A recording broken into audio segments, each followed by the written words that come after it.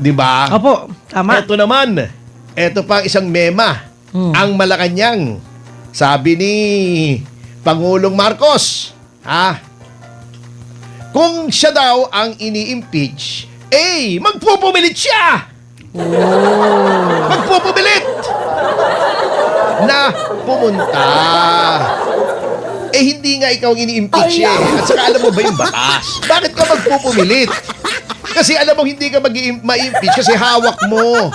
Hawak mo ang ombudsman, hawak mo ang house, lahat hawak mo. Pwera lang ang beat, hindi mo hawak ang beat.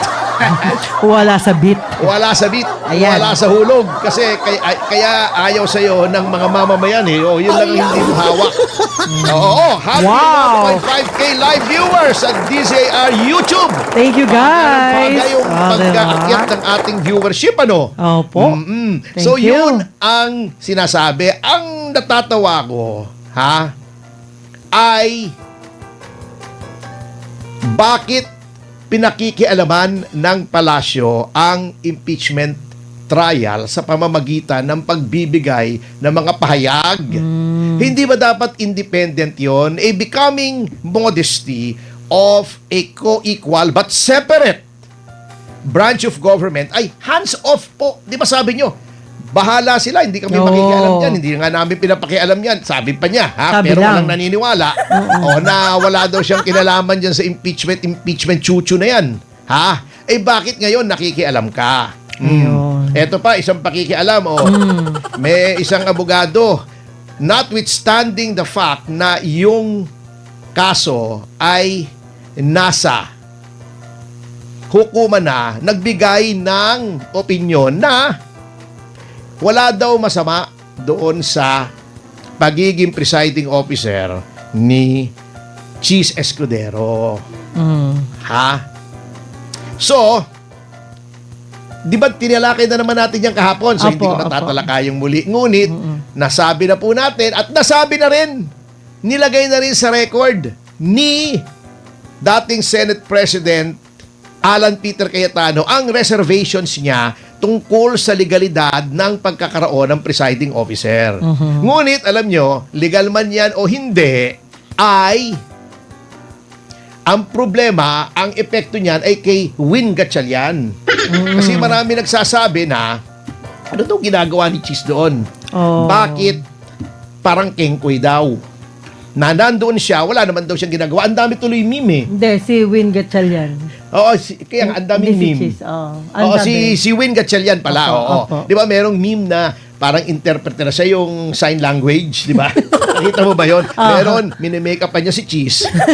Meron, pinapaypayan niya si Cheese. Ala, Meron, pinupunasan niya yung laway ni Luis. No? ang daming talaga naman. Ewan ko ba? Hindi, alam niyo po, eto in fairness, noon pong ang nililitis sa impeachment ay si Pangulong Estrada. Baka hindi po kasi naabutan ng iba ito. Tayo naman parehas dito. At saka hindi tayo nagdi-disinformation dito.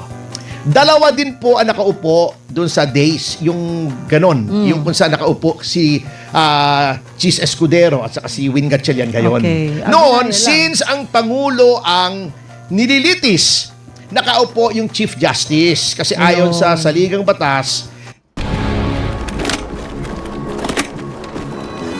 Leopard went dark 3 hours ago.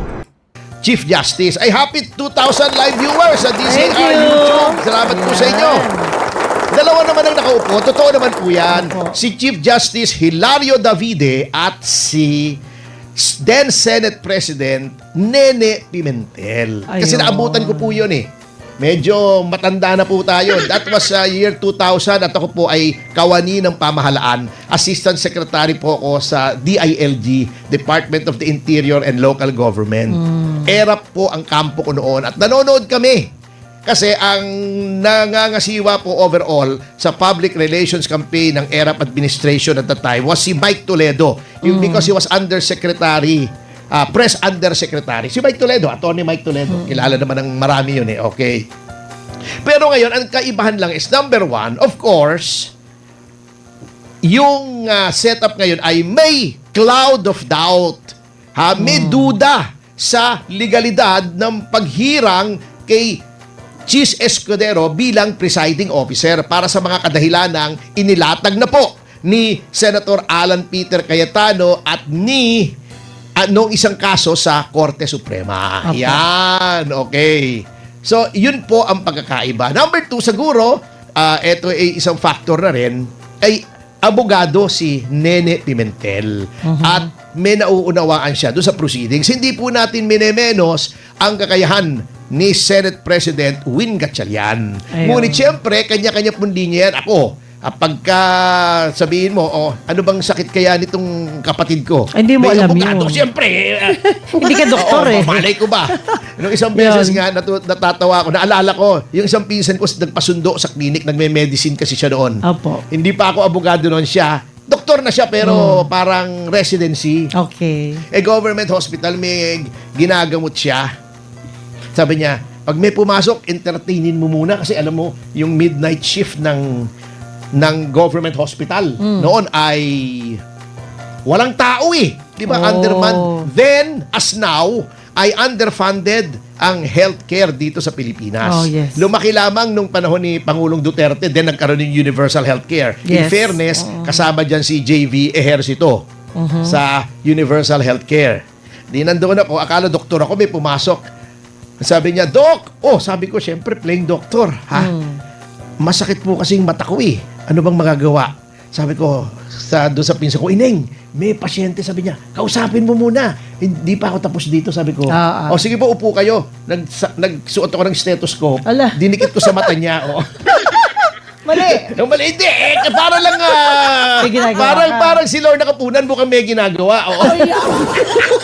Grabe, Tordy, Siguro siya ba yung stethoscope na sa mata ko? Ba't sa mata? At Mali least yun. medyo na ease yung pain ng mata niya kasi malamig yun, di ba? Parang nilagyan ko ng yelo. Until lumabas na yung pinsan ko. Sinakyan ka rin niya. Ang pangalan ng pinsan ko yung si Eunice Tapia yun. Pag Okay. nung paglabas niya, tawa siya ng tawa. Sabi niya, ano ba yan? Ba't hindi stethoscope ko yung mata? Kumalay ko ba eh? Kinukuha ko eh.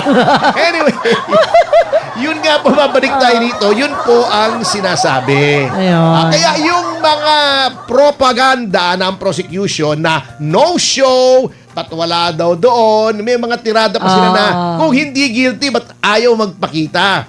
Unang-una, wala pong legal obligation na magpakita. Yes. Tayo po ay susunod sa batas. Kung anong pwede sa batas, yun ang pwede. Kung hindi kailangan sa batas, hindi kailangan gawin. E Yun. paano itong mga kritikong ito, sanay sa bendalo? Yung mga Ayun lang. wala sa batas, yun ang pinagpipilitan nilang gawin. Huwag nyo nang i-slant yan kasi Na. hindi nga kailangan. Kaya nga may abogado, even in an ordinary criminal case, habawa ako, na-charge ako ng rape. Hindi kailangan every time na may hearing nandoon ako. Oh. 3 instances lang na ang akusado sa isang criminal case ay kailangan na naroroon sa hukuman. Number 1, sa arraignment. Oh. Dito naman po, sinabi na nga walang arraignment. Diba, napahiya pa nga si Luistro eh. Opo. Pinapa-arraign niya si... Hoy, Ayan happy na. 2.5K Hi. live viewers. Maraming salamat po. Opo. At ito masasabi namin doon sa karambola na walang nanonood ito. Grabe ka, Tordy. Anyway. Talaga Paano naman? Si tumambuli. Larry ka doon ba naman? Sino makikinig doon? Joke yun, joke yun. Anyway. Okay. Nasaan na ba ako? Tordy? Nawala tuloy ako. Teka muna, nasaan ako? Teka muna. Tapusin ko muna. Yun. Nasaan ba ako?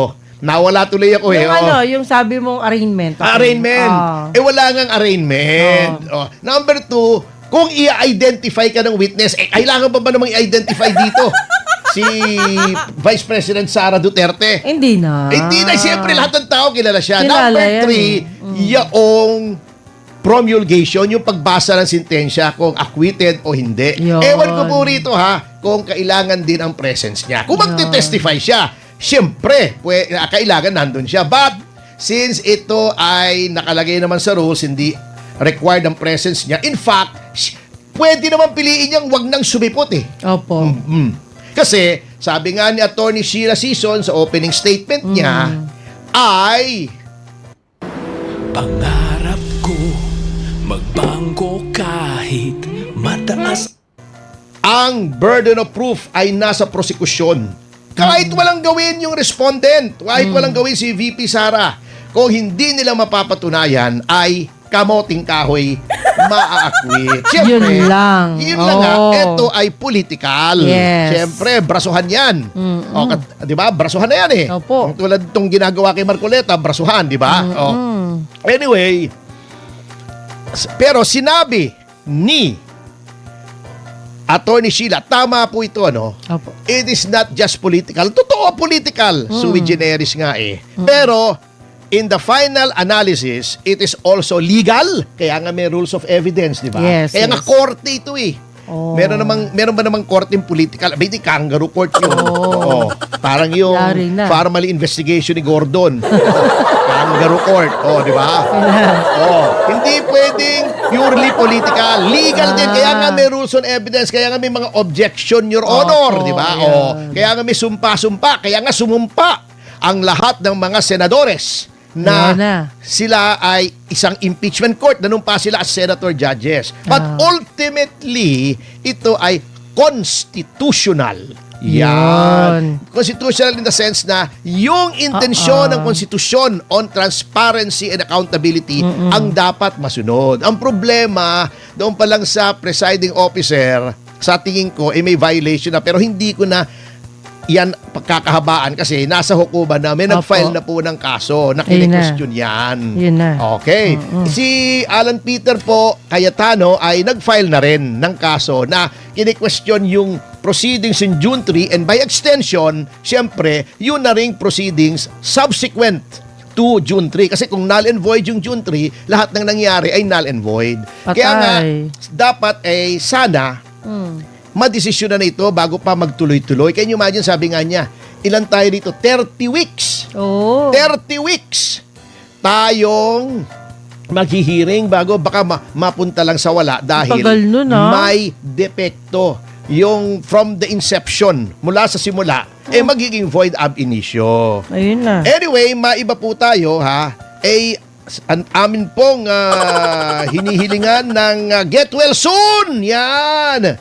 Yes. Si Senator Dante Marcoleta. Kasi Opo. sumakit po yung kanyang dibdib. Siyempre naman, na-stress yung tao. Kayo ba naman hindi mai-stress sa tao rin ginagawa eh, sa tao inyo? lang. Tao lang yun. Kung ano-anong ginagawa nyo, may plunder pa kayo nalalaman. O bago, aarestuhin nyo ron sa ang bilis ng pag-deny. Tapos sa Bigat huli, yun, ha? hindi pala sigurado. O yun nga. Yun ang Oo, masakit diba? eh. Oo. Stress talaga yan. Oo. Ang mismong ombudsman, di ba? Ano Opo. sabi ng ombudsman? Opo. Ano sabi ng ombudsman? Di ba? sabi Question nila of law na, daw. hindi pa sigurado kung totoo yung kaso o hindi. Kaya Yung nga mga eh. ganong words, nakakatakot yun. Kasi, Oo. Nag-statement pa naman ng ombudsman, ang sigurado na daw, tumanggap si Marcoleta. Pero hindi pa niya sigurado. Oy, happy 3,000 kay live Ay, viewers! thank you. Sa DCR. Diba? Hindi pa daw siya Salamat. sigurado sa existence ng plumber. Yun. Ang alam daw lang nila, tumanggap ng 70 million as campaign donation. Pero question of law pa daw yun kung plunder. Question of law pala, bakit pinailan mo? Agad-agad. Ano namang style yan? Nagiging obvious tuloy.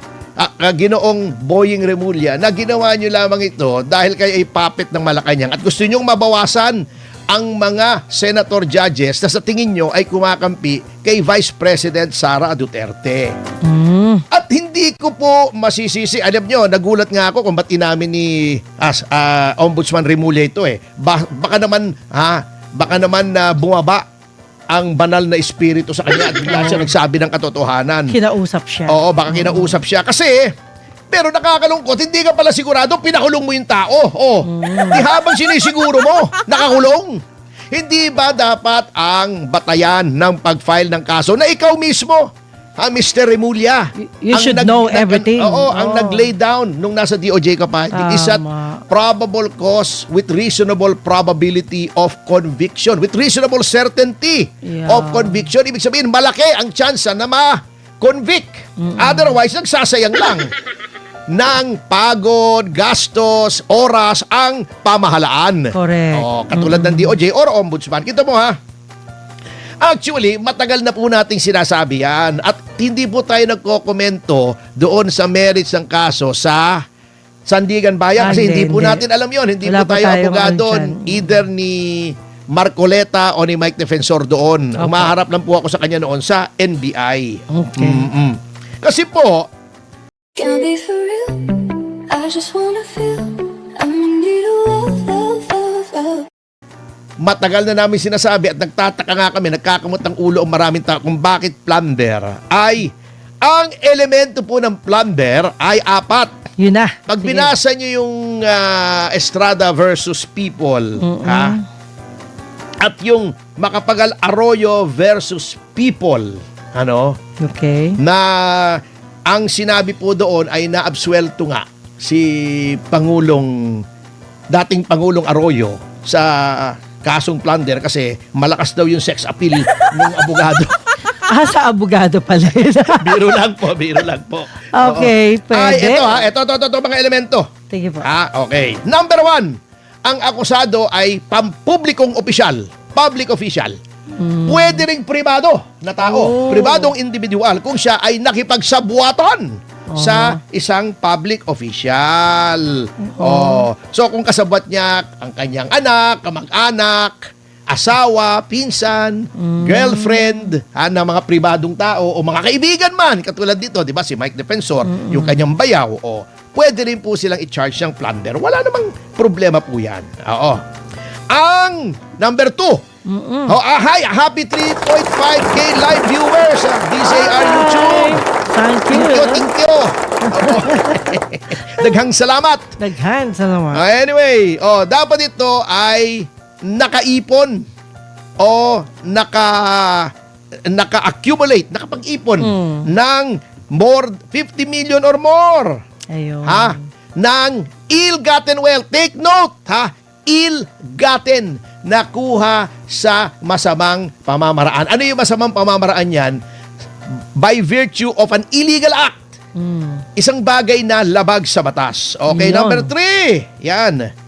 Ang kayamanan ay galing sa series o kombinasyon ng mga acts. Ang hirap na no. Mga gawain. Pasensya na po kayo. Gawain. Mga gawain na illegal. At number 4, yun nga, yung 50 million. Okay. Upang tuluyan po nating maunawaan ang mga magulang at mga kapatid ang konsepto ng plunder. Opo. Hayaan nyo pong talakayin natin ang nasusulat dun nga sa nasabi kong kasong Macapagal Arroyo versus People kung saan malakas ang sex appeal ng isang abogado. Oo. Tama? Na ang plunder daw ay nangangailangan ng tinatawag na doktrinang predatory raid. Raid, parang nire-raid mo yung treasury, nire-raid mo yung kabanambayan, o sunod-sunod ng pagkamal ng yamang labag sa batas. Oo. Organized ito. Organisado, malawak, at maraming nangyari sunod-sunod. Sunod-sunod na. Example, yung ginagawa ng mga congressmen sa flood control. Sunod-sunod. Yan, di ba? Pagkabig. 23, 24, 25. Nag-ghost project sila. May mga kasabot silang mga engineer ng DPWH na nagsabing hindi maayos ang paggagawa, hindi substandard, or may proyekto na wala naman. Wala naman. At sunod-sunod po, iba-iba yung, halimbawa, pag-release ng pondo, di ba? Yan ang pag-release niyan Una muna, then progress billing, chuchu-chuchu. Yan po ang sinasawag na predatory raid. Malawakan, sunod-sunod, maraming kakontsaba. Yan, okay. Puro Yan drawing. po ang konsepto niyang Proyekto ng Ghost tawag project. dito, hindi, yung yung plunder. Okay. Yan. Pangalawa, yun pong paglikom ng kayamanan ay galing sa illegal na gawain. Illegal na gawain. Okay. Ano yung illegal na gawain? Halimbawa, anti-graft. Yan. Anti-graft. Ano yung anti-graft? Galing sa kurakot. Galing sa kurakot. Ano yung ibig sabihin pagkagaling sa kurakot? by reason of your office. Yan. Ikaw ay may tanggapan. Ang tanggapan yung sinasabing reason by reason of your office ay ikaw ay may function, meron kang katungkulan. Okay. Ikaw ay isang district engineer ng DPWH. Oh. Binigyan ka ng pera, engineer. Etong 10 million, lahat ng project dito sa distrito, bigay mo sa akin, ha? No. Yun. Etong 60 million, Ah. yung 1 bilyong proyektong yan, bigay mo sa akin. Graft po yun kasi dahil binigyan mo siya ng pera, may ginawa siya na Ayun. hindi dapat niyang, hindi niya gagawin kung hindi mo siya binigyan ng kurta. O, di ba? Ay, siya. Ay, siya. O, Ay, siya. yun. Yun po ang sinasabi Alay, na siya. plunder. Okay. Oo. Okay. Yung ill-gotten wealth ay galing basically sa kaba ng bayan. Yun na. Oo. Pera ng bayan. Oo. Halimbawa, meron ka nga 70 million, 80 million. Minana ko yan eh. Ayun. Namatay yung lolo ko eh. Pinamanahan ako ng 100 million lupaing malawak. Hindi po ill-gotten yun. Ayun. Okay. At syempre po, ang panghuli, yung serye, yung parang teleserye, di ba? Marami. Tuloy-tuloy. Okay, ngayon, Mm. let's say, 200 million na binigay sa'yo. Isang bagsakan, pak! Hindi po plunder yon. Sabihin na nating illegal yon. Hindi pa rin plunder. Yan ay graft lamang. Ayun. Graft and corruption. Direct bribery o indirect bribery. Depende sa circumstances. Di ba? Ayun.